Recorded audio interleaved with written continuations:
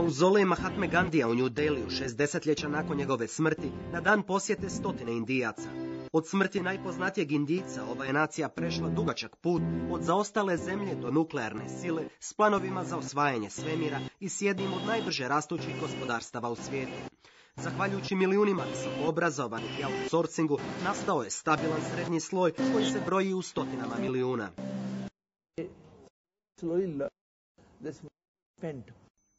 Polako uče trošiti. Prije su samo štedjeli, ali sada, iako smo i dalje vrlo konzervativni, mnogi su počeli živjeti za danas. Prije su živjeli i samo za budućnost.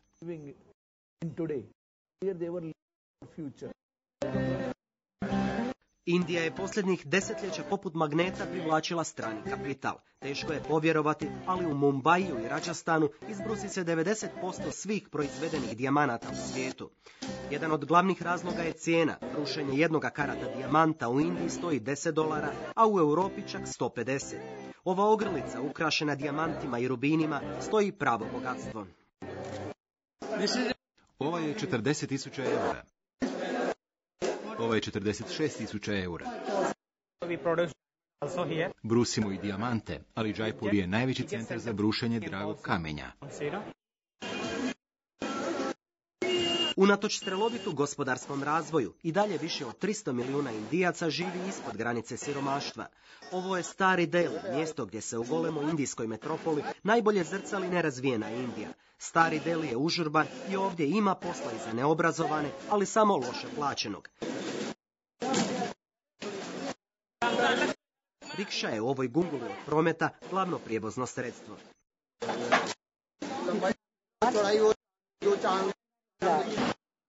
Kako se razvija ekonomija i kako raste broj stanovnika, Indijaca je već 1,1 milijarda, tako na indijskim cestama vrtoglavo raste broj automobila.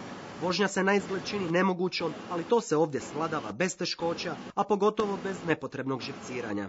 Indija je pojam kaosa. Taj kaos najbolje dolazi do izražaja na indijskim autocestama. Evo, ovo je jedna klasična situacija u kojoj je došlo do nevjerojatnog zastoja. Cijeli promet s jednog traka autoceste premješten je jednostavno na drugi trak. I naravno došlo je do potpunog kolapsa prometa.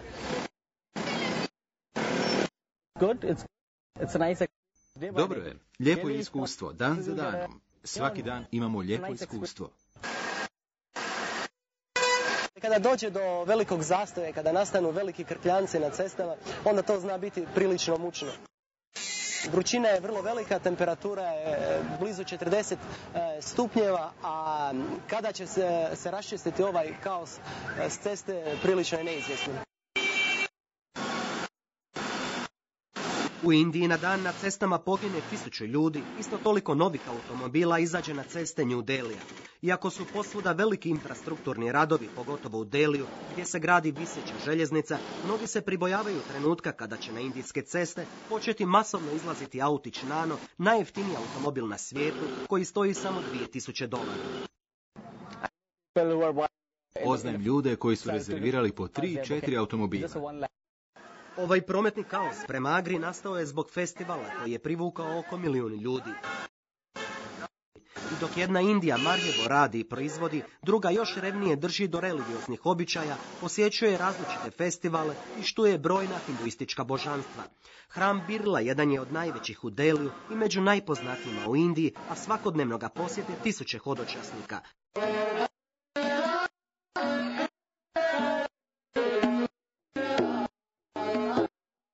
Posebno je popularna Ramlila, dramsko-folklorna izvedba bitke između boga Rame i vraga Ravane, opisana u glasovitu epu Ramayana. Ramlila traje gotovo mjesec dana i održava se diljem Indije, a spektakl završava ritualnim spaljivanjem Ravane.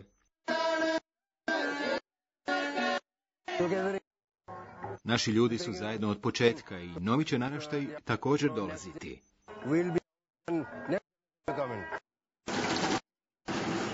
U ovoj golemoj zemlji posvuda se isprepleću racionalno i mistično.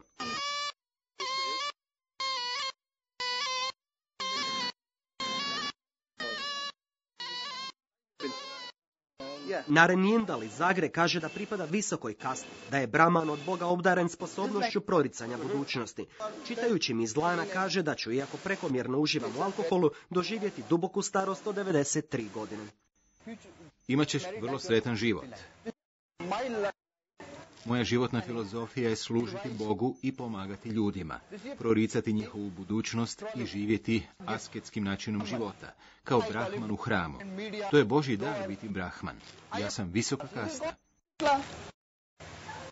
No podrazumijeva li asketizam i naplaćivanje usluga te ventilator koji neprestano radi?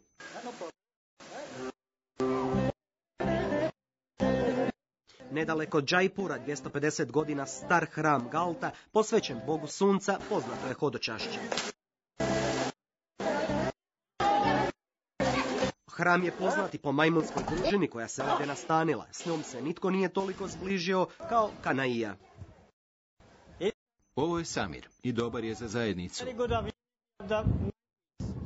On je šef, vrlo je inteligentan i dobar. Nalazimo se u carstvu vjerojatno najvećih kradljivaca u Indiji. Ovi majmuni upravo su poznati po svojim perfidnim metodama krađe. Iskoristit će svaku priliku kako bi ukrali bilo što, pa u krajnjem slučaju i mikrofon od kamere. Dođi, evo ga.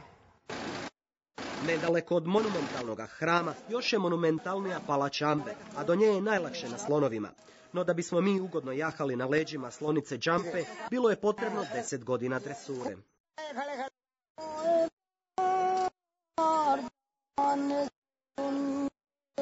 Zanimljivo je to da su izrazito disciplinirani i prosto je nevjerojatno da su tako snažne životinje, tako goleme, da su toliko poslušne. Dobrog slona nije problem kontrolirati. Muški slonovi su opasni, a sa ženkama nema problema. Sada se moramo zahvaliti našem slonu što nas je iznio na svojim velikim leđima. Tako, lova u surlicu i ide do gospodara. Tako, predivno su dresirani.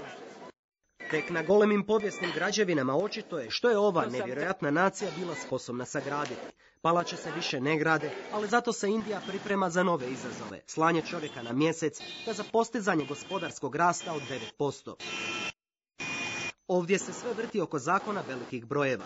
220 milijuna indijske djece ide u školu, 530 milijuna Indijaca mlađe je od 25 godina.